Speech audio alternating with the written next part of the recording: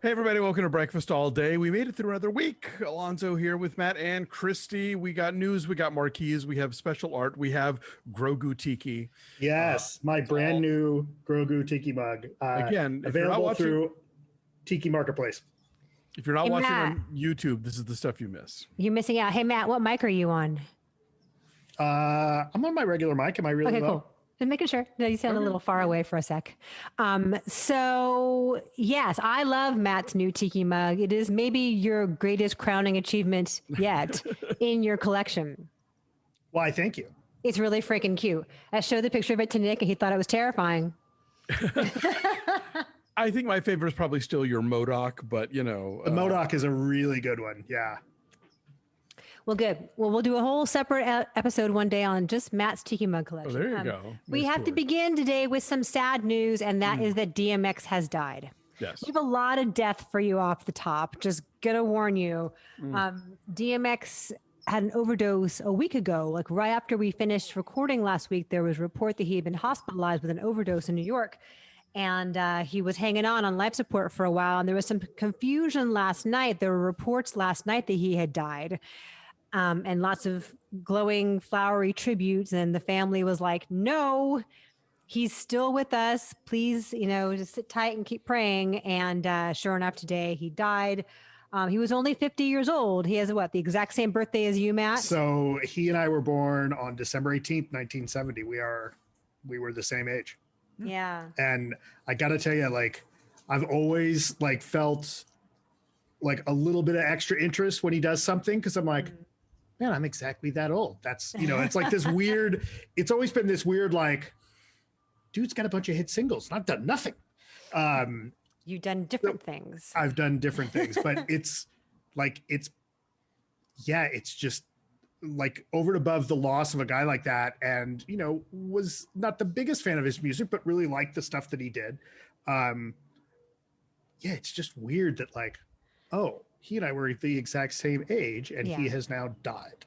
Yeah. And he had been in and out of rehab. He had, struggled with addiction his entire life and been arrested many times. There was a whole thing with millions of dollars in tax evasion, and he had demons and he struggled. And, Chris was mentioning earlier that he would often get, arrested for speeding in Scottsdale. He would be doing 130 miles an hour on the 101 through Scottsdale, Arizona.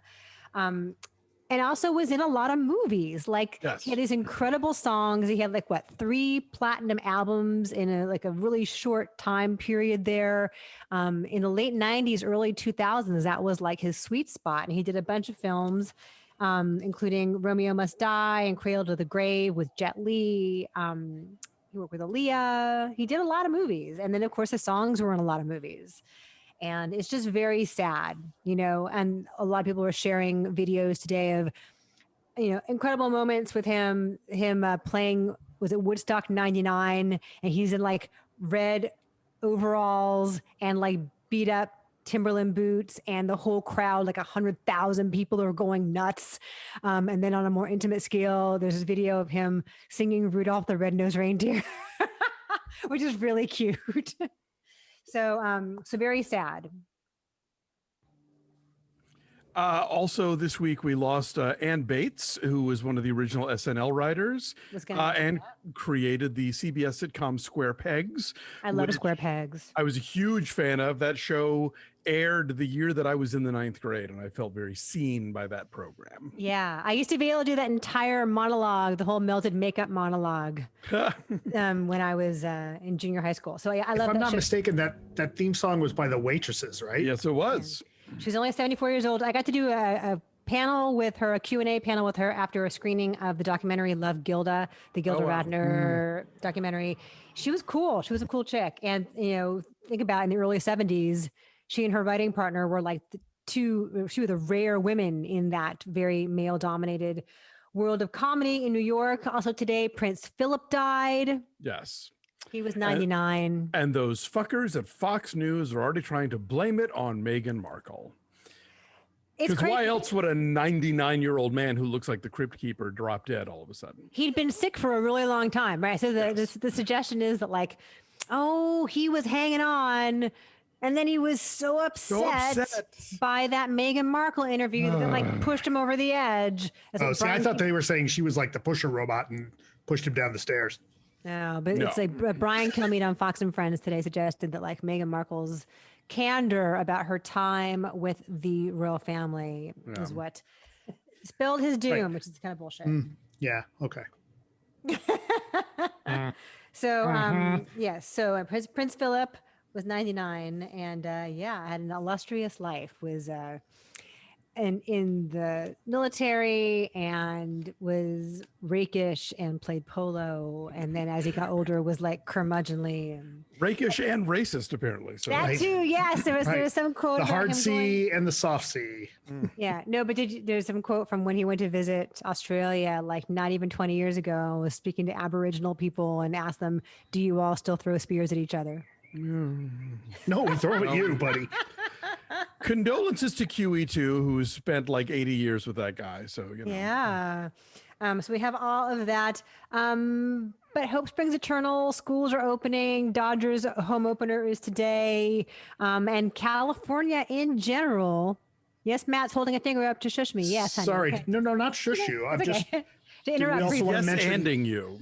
James Hampton. Oh, go. Yeah, do that. Legendary character actor James Hampton. He's the nice guy who gets killed in the Burt Reynolds version of The Longest Yard. He was in Teen Wolf. He starred in a bananas movie that I, for some reason, actually saw in theaters called Homps, which was Joe Camp's follow-up to Benji, and it was apparently based on a true story about Union soldiers in the 19th century getting given camels. Anyway, right. He's one of the great that guy actors. You would see his face, like, oh, you know who he is, even if his name isn't ringing a bell for you. He was 80, I believe so. Yeah, but like 84, just like somebody who I always would see on TV when I was growing up, and a terrific actor. There you go. So a day of sadness, but there's also hope. Yes. As I was starting to say, that starting June 15th, you guys, in California, there will be no more tears. TIERS or EARS, because by then, if the most COVID restrictions will have been removed by then, if the vaccination supply remains solid for everyone, which there has been enough, and the hospital rates remain where they are and decline. Will there be no more tears? Enough is enough, however. No more tears. I can't go on, Alonso. I can't go on no more. So I'm hopeful. Today is Dodgers opener versus the Nationals. It's springtime. It's sunny outside. The Hollywood Bowl just announced this morning they're going to have a season this year starting in July. That's amazing. And are they going to do it with like fewer people in seats? I didn't read through it, but I would imagine they're going to have to like rope off sections and diminish capacity. Yeah. Christy, for a second, I thought you said the Dodgers were taking on the National, like the band, not the Washington Nationals. That would be a great game, though. The Dodgers would win. They are your world champions. You're defending world champions. Also, speaking of things that are opening at California Adventure on June 4th, it's the Avengers campus. Have you guys seen video and photos from this week? I saw like a picture, but I like what kind of rides are we talking about? I don't know. They haven't even said. I mean, there's like a Tony Stark kind of tower situation, and there's a whole thing with Spider-Man, and I don't know. I hope they bring back the Journey into the Imagination. It shrunk down and turn that into an Ant-Man type ride. There you go. Here's the thing: Cars, shitty franchise, great section of the park. So I hope that we like the Avengers movies, but hopefully that also makes a good theme park experience. You guys are welcome to go and come back with a full report. Oh, well, not anytime soon, thank you. But yes, you won't go on June 4th once you're all vaxxed up and it's outdoors and all that. In the best of times, the only time I would go to Disneyland was at Christmas for the whole Christmas of it. Will I feel ready to do that this December? Check with me in December. It's like 8 months away. Yeah, I know, but yeah, I may go for my birthday. Let me know. Yeah, well, if you go before then, let us know how this Avengers situation As the Mickey looks Mouse to you. Club taught us, anything can happen, and it usually does. That's true. That's a song. Hey, you know what Tyler Perry's doing? Tyler Perry's looking backward by doing a Medea prequel series. I really think this is what we have our Patreon for. To be played by... Isn't he playing her still? Oh, who else is going to do it? That would be fascinating. I mean, I would hope so. Like, that's his greatest creation is Medea, but like... I mean, granted, he does have to wear a lot of putty to wear old Medea, so I guess he could play young. I mean, have we heard like what age range this prequel's going to be? Like, yeah, I mean, I a little bit want to see like junior high Medea. I suppose 20s is fun. Yeah, I just don't know if Tyler Perry can pull off 20s, even with flattering makeup. Because he's like 50, right? I think so. He's like around our age. So here's the official description. Long before she was the force of nature known as Medea, she was a smart, fierce, irresistible, dangerous, crazy 20-something Black woman named Mabel Simmons. When she moved to Atlanta in 1972, she set the city and the world on fire. There's no way he plays that. I think he might be a little old to play 20-something Mabel, but I say this completely without irony. Like, the best thing that Tyler Perry has ever done cinematically is the Medea character. Not all the Medea movies are good, but when Medea is firing on all cylinders, it's something to behold. And I've always wanted to see someone else direct Perry playing her. But we'll see. I will reserve judgment until this show becomes a reality. This story does not say whether he's playing her. Yeah. It says that he's played the character in all 9 Medea films to date.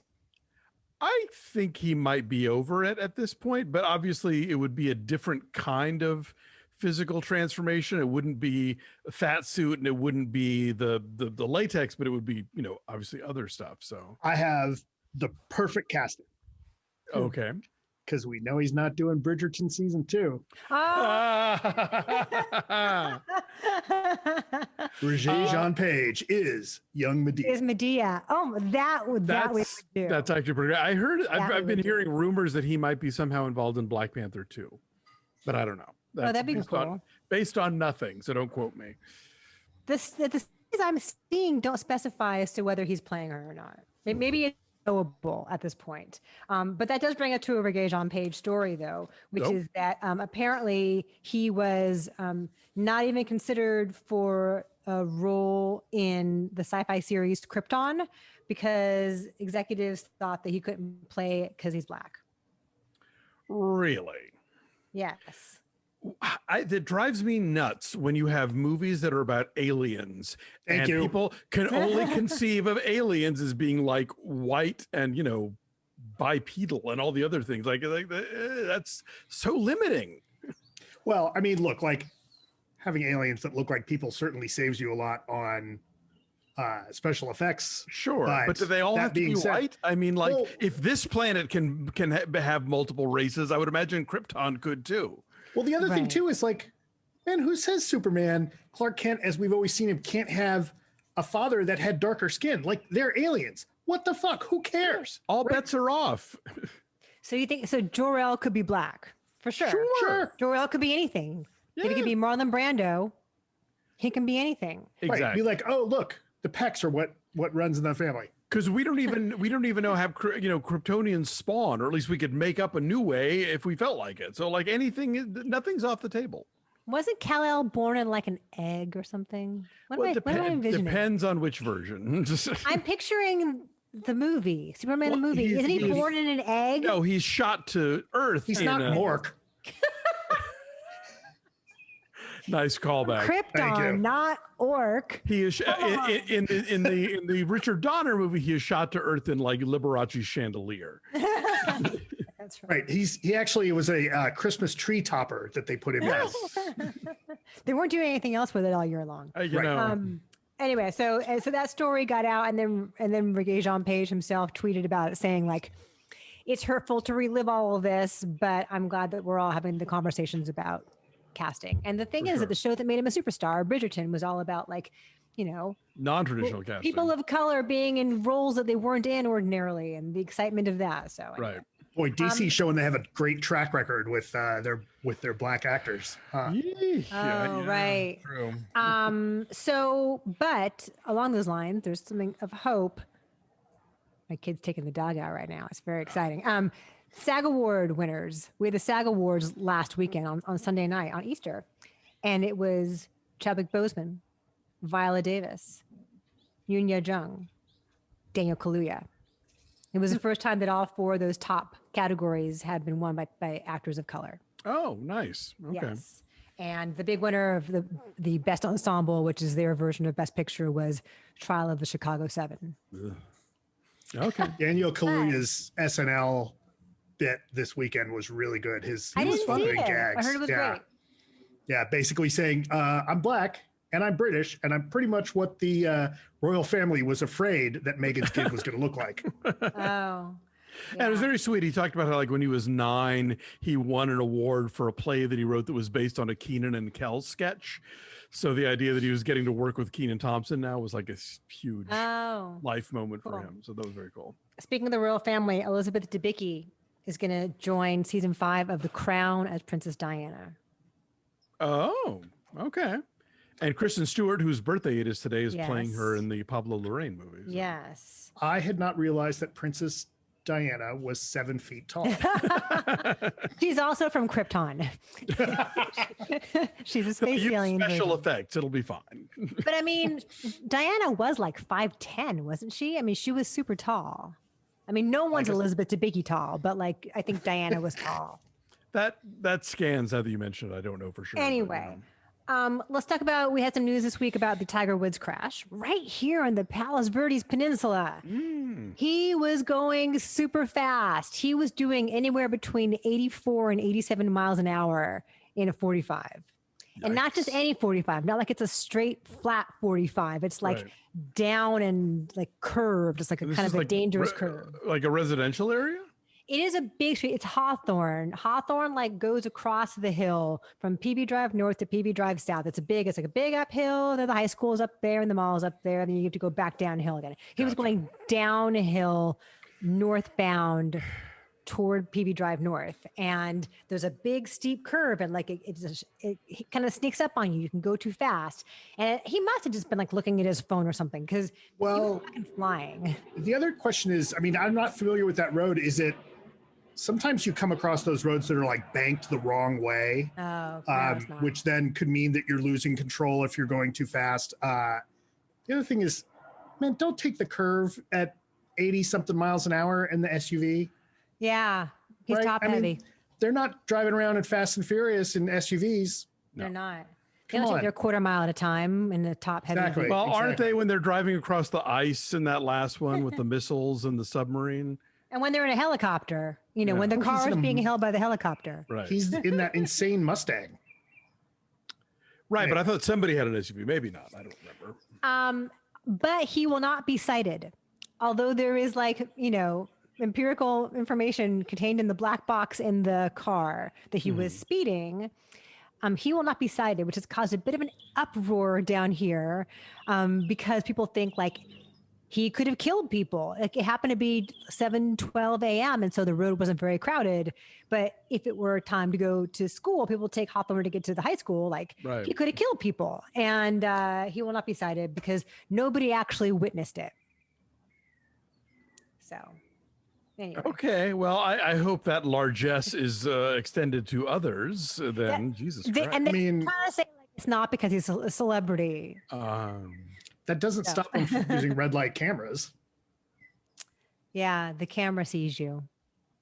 Do they still do that? I thought there were like lawsuits about that, and then they dropped it. There's still some of them, and every once in a while you hear. I mean, the red light cameras are one thing, and I think where you'll see people really have an uprising is speed cameras, because every once in a while you hear that, in fact, recently there's been some stories like, oh, California may implement speed cameras to automatically send speeding tickets to people that are going too fast. And they've had them in Britain for a while, and I think that'll be the thing that people will flip out about, more so than red light cameras.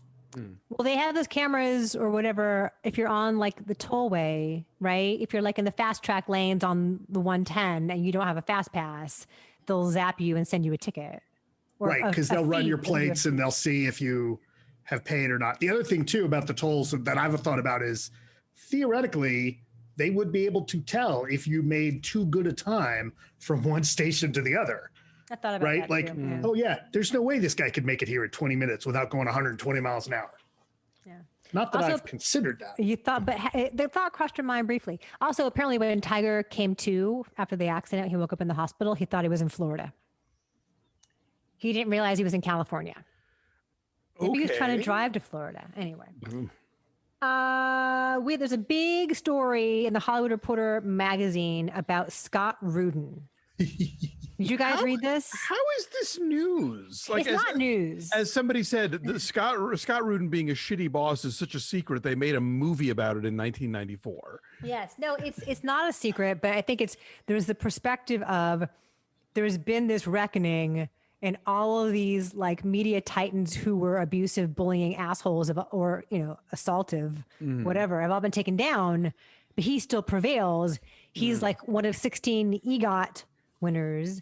For those of you listening, Scott Rudin's like legendary producer. He did like The Social Network and There'll Be Blood and The Hours. Right. And a bunch of stuff. And To Kill a Mockingbird on Broadway. There's a lot of Broadway.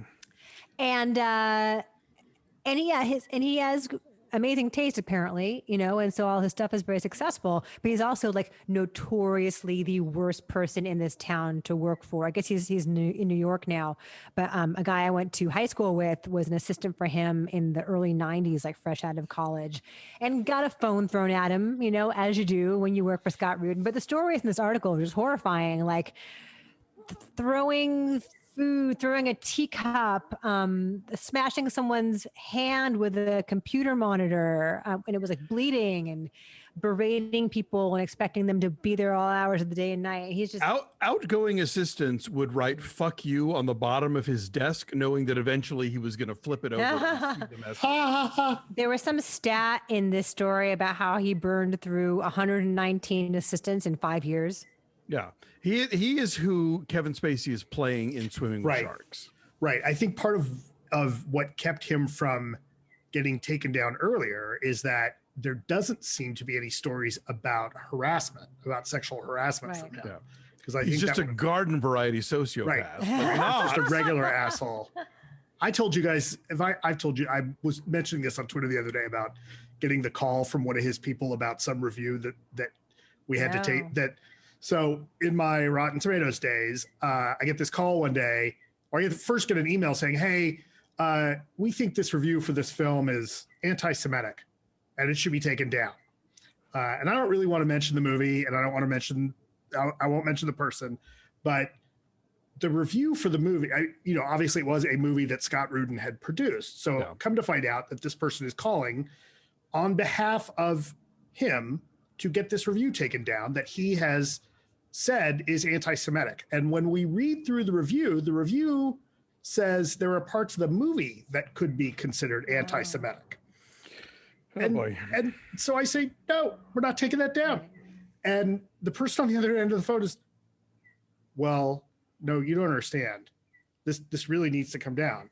I need to explain to you how that. I was like, no, it's not. And if you want to have Scott Rudin call me, he can.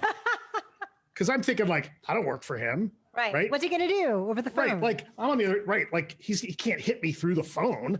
And in my arrogance, I'm like, man, what's he do? He calls somebody to get me fired. Like that's a great news story, which probably could have happened. But so I say to this person, like, yeah, you can give him my number. Oh, you don't want that. Okay. Did he call you? Did he call? No, he didn't. Because I think at that point there were some other negative reviews. I think it was like one of the few negative reviews for the movie at that point. So anyway. But even if you were able to like leave his clutches, like he would soft fire you. Right. Like you'd have to go wait in the Starbucks down in the lobby of the building, and you think you were fired, and then you just have to let him cool off and come back up again. But let's say you do get out and have another gig. There was a story in this article about a woman who left Scott Rudin to go work for the Weinstein Company. Oh, That is man. out of the frying pan into the fire. But he then like got a hold of them and tried to sabotage her there and said that she had stolen from him. If y'all haven't Yeah, seen her dignity, stole her dignity back. If y'all haven't watched The Assistant yet, watch The Assistant. It's on I've Hulu. seen it. Yeah, that was really good. I don't mean y'all. I meant y'all. The royal we. Yes. There's also a story out there in the LA Times this week about this actor named Zach Avery, Oh yeah. who did like smaller sci-fi stuff, but he had this massive scheme going where he would tell people that he was in the middle of production or about to go into production, and he would scheme and scam them out of like millions of dollars for projects that had never been greenlit and didn't exist. He was arrested this past week on federal charge of running $227 million in a Ponzi scheme, defrauding investors in fake HBO and Netflix deals. And he actually had zero licensing deals for any of this stuff. Then clearly he's a really good actor. You'd think he'd get better work, right? You think we would have heard of this guy? Yeah, or he's working on the producer's sequel. Well, he needed to find his medium, which was grift, Naomi Watts is going to star in an English language remake of Goodnight Mommy. Oh. Ooh. Matt's smirking I mean, Naomi Watts is great, but I'm just kind of disappointed. Like, that movie doesn't need to be remade. Well, for people who don't like subtitles, clearly that's usually what's behind most of these remakes. It's depressing. And money, right? Always, yeah. Well, was it Naomi Watts in the Funny Games remake? Yeah. Which they got the original director to make a shot-by-shot remake of his own movie, but in English. You liked it so much. Yeah. He's gonna do it again. Hooray. Caitlyn Jenner is pondering running for California governor. There's this recall effort underway to get rid of our governor, Gavin Newsom. And it's probably not going to happen. He's probably fine. But there are a lot of potential Republicans who would like to try to pounce on that situation if they can. And supposedly Caitlyn Jenner is putting together a team of people. She met with them at her home in Malibu. And one of them is, oh God, not Dan Bongino. Who's the guy? Who's the Brad Parscale? Trump's So she's got campaign her manager. exploratory committee. Yeah. Here's the thing. Here's what we learned from, if y'all watch the show I Am Kate on E, which I watched every episode of. Did you? The thing you learn about Caitlyn Jenner is she's not very smart. She is not particularly clued into just how the world works because she is a sheltered, rich white person. Mm-hmm. And yes, she's a trans woman and has lived that experience, but has lived an experience of that is like the unicorniest thing possible. Like never had to deal with, not having resources, not having access, not having all the things that so many trans people have to deal with, as they go through this stuff. And fine, great, earned every penny she's got. I'm not depriving her of any of that. But yeah, you can tell has not really thought about things, does not understand how the world works. You're a perfect Republican, I suppose, but you should not be an elected official at all. Not she'd be a better giant off- state like ours. It'd be smarter to have her to teach Tiger Woods to drive. Boo, too soon. Sorry. For those of you who don't know what Matt's talking about, Caitlyn Jenner was in a really serious car accident on PCH. Did she kill somebody? I think it was like a deadly car crash on PCH, wasn't it? It was. In Malibu. Too soon, Yeah. Matt. Tiger didn't kill anybody. The road was That we empty. know of. But look, the last time we had a recall effort, we got Governor Schwarzenegger. So let's please not go down that road again. I was going to say, and just because you had a Governor Schwarzenegger, it's not like you're just going to have some flashy Republican celebrity show up and it's going to be okay. Like, Yeah, it's not necessarily. Given that so much of the Republican Party right now is about two things: keeping people from voting and screwing over trans people in the public sphere. So I can't imagine they're going to want to elect one to the governorship of California because it seems to kind of contradict with all of their crap about school athletics and whatnot. Although California isn't as okay, the parts of California that have been conservative are not as conservative as they used to be, right? Like, look what happened in Orange County, for example. right? What like, happened in Orange County? Didn't they flip all of those congressional seats? Like all of Orange County now has all Democratic members of Congress. Maybe. Oh, see, I was just reading a deep dive story about how there's parts of Orange County that are serving as fertile ground for the kind of QAnon types. So, well, I mean, yeah, they did have mask protests in Huntington Beach. Oh, that is true. Yes, yes. Speaking of Q, you guys, I know you didn't watch the Q documentary series, but the director behind it thinks that he figured out who Q is. I saw that. Do you want to know who Q is? I read the article. The Matt Ron Delancey? I read the article. Right. Supposedly it's Ron of the from 8chan. From 8chan, formerly 4chan. Ron and his dad Jim are probably in on it together. And Chris and I just watched part 6, the last part last night, where like Ron finally slips a little bit and admits something about, I'm now doing all my public facing stuff on Twitter. This is before he got booted from Twitter. He got booted from Twitter in the big January 6th, Twitter purge of QAnon accounts, including Trump.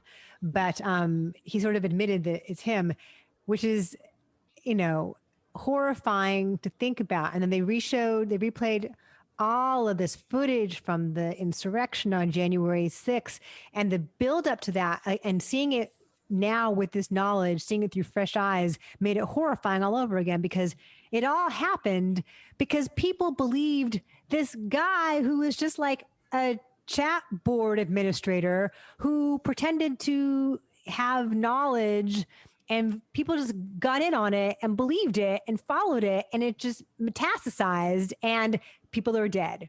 And the way it's all edited with this really trippy version of Go Ask Alice is just chilling.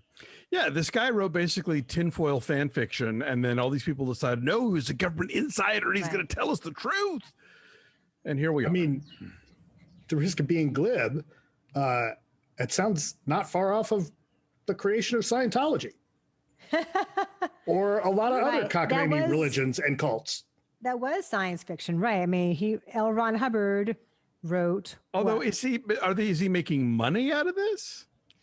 Is being Q profitable? I don't think so. Ron Watkins. He's also known as Code Monkey. He was Code Monkey on the 8chan board, the administrator. I don't think so. I mean, his dad has money from other stuff, but I don't think they make any money from being Q. I think it's about the rush of influence, the rush of power of like seeing something he puts out there, then get retweeted by Trump, right? Because Trump used to retweet all kinds of QAnon accounts and memes. And, he would be coy about, I don't know who they are. I know that they're patriots who love their country and they seem to like me, and that's okay. And so to say it here and have it come out there, as they say in broadcast news, I think was probably very exciting for him. And that was the currency. Interesting. But it's just chilling all over again to see how much destruction has taken place, long-term damage because of some guy getting his jollies, on his laptop in Sapporo, Japan. Yeah. Anyway, there's that. Let's talk about Netflix real fast. I have a couple more things for you, and then Matt can do some marquees. So Netflix has figured out a deal. Sony has figured out a deal with Netflix. Yes. That's going to be its streaming platform after theatrical runs of its films. And that gives them a streaming platform. Every other studio has one built into their conglomerates. And now Sony has one.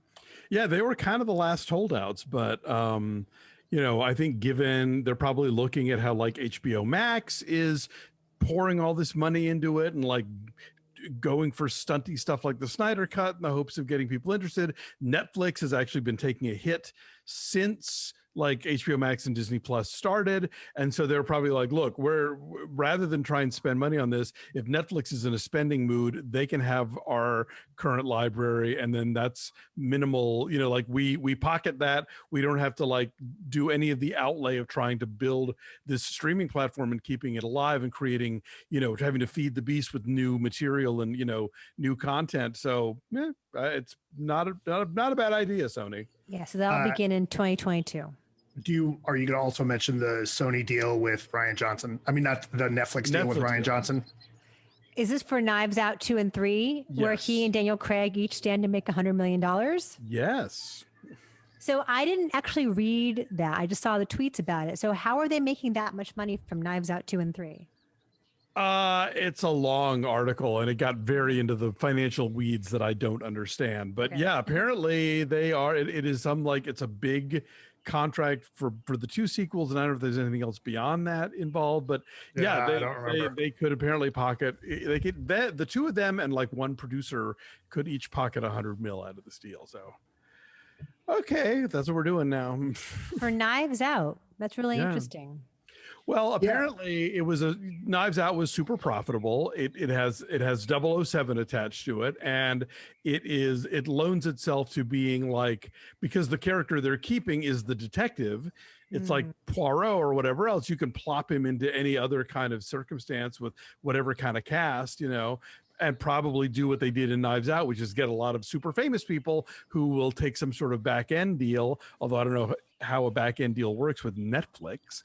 But that's what happened. Well, if the profits for Netflix is about continuing subscription rates, right? Then you tie it to how many people watch the movie that are either continuing subscribers or started a subscription, and that was one of the first things they watch. What'll be potentially public about this is that those types of deals would presumably be in like annual financial filings, and there may be something in those filings that then would talk about those deals that says, okay, we had to pay $100 million to Rian Johnson because this many people watched that movie. And it may be like a backdoor for us to actually see what actual streaming numbers are like for the Netflix service. Oh, they're not telling us that. No, but I'm saying because of that, the size of that payment, I understand. They may have no choice. Right, but like they'll have to give that information to Rian Johnson and his agent or whatever, but they're not going to make it public. No, for a deal of that size, it is entirely possible that would have to be part of their SEC filings that happen annually for stockholders to see where the money's going. So at some point you have to talk about, for a publicly held company like that, you kind of have to put out these annual reports. So that's what I'm talking about. I see. One last thing, the Oscars are coming. Maybe you have seen Minari and you're interested in Yoon Jung, legendary Korean actress. Film at Lincoln Center is doing a 5-film retrospective of her, which you can stream online through their virtual cinema through April 18th. Among the titles besides Minari are The Housemaid and In Another Country. So you can get your Isabelle Huppert and your Yoon Jung at the same time. The Housemaid from what year? 2010. Oh, okay, right. The remake. Yeah, all right. Yeah. I remember that movie. The original one is crazy. If you had a chance to see it, it's amazing melodrama. Yes. So I think that's all I have for news for you. And Matt's got a couple of marquees and some extremely adorable pictures to show. Yes, I do. Let me load these up. Our first picture, this is the picture I used at the top of the show. It's in the promo image. Geoff Swanson, who reliably sends us pictures of the Parkway in Minneapolis. This marquee is from the Parkway. It says, "The inoculation of Jesse James by the coward Robert Ford." Nice. My only note on that one would be maybe they should have said the doctor. Like, there you go. Right? Oh. Right, but it's cute. Right. But he wrote us to say that at the Parkway, they're very excited to be getting back into theaters in Minneapolis because things are opening up. And one of the things that the Parkway has been doing is renting out their theater for gamers. So you can bring your favorite console. We can see here there are people on the big screen playing Mario Kart, which would be amazing. Pretty cool. Right? Yeah, but the vaccines are in full throttle, and so is Mario Kart, it looks like. And with theatrical sound, that could be really cool. That's cute. And then, so our next set of pictures is from Oscar Toledo, who says that he is a former architect, now a full-time illustrator and amateur critic, longtime fan since we were at What the Flick, never misses a review, and even rewatches our reviews when he wants to have something on in the background. Wow. Oscar has a website and social accounts called Bocadillos, and I'll put this in the notes. where he makes various illustrations. One of them is a series he calls Myself in Bocadillos, hashtag Myself in Bocadillos, a series where I've illustrated people into my style. As a matter of fact, it's his main income since the pandemic hit. He took the liberty of having us join the Bocadillos universe with our illustrations. So first up, here is Alonso. Right? So much forehead. So Matt, so describe Alonso's picture. Right. So Alonso's picture, he's holding a book, very wonderfully tousled hair. He's actually got your hair nailed down. Yeah. I have to say, I'm impressed. And the glasses, Yeah. And kind of the way it kind of curls over to your right, it has that wave. He's really, really nailed it there. This next one is Christy with having a very good hair day there. Thank you. Yes. And her blue eyes.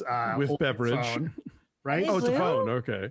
Is that a phone, I think? I think it's a phone. It is a phone. Yes. You're right. Sorry. I'm looking something at my phone. Yes. I'm wearing like a white t-shirt and jeans, which is what I'm wearing today. I'm wearing a white t-shirt and jeans. It's really good.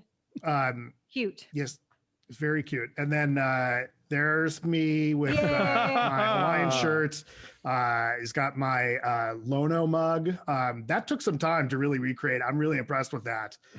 Definitely captured the white in my beard as well.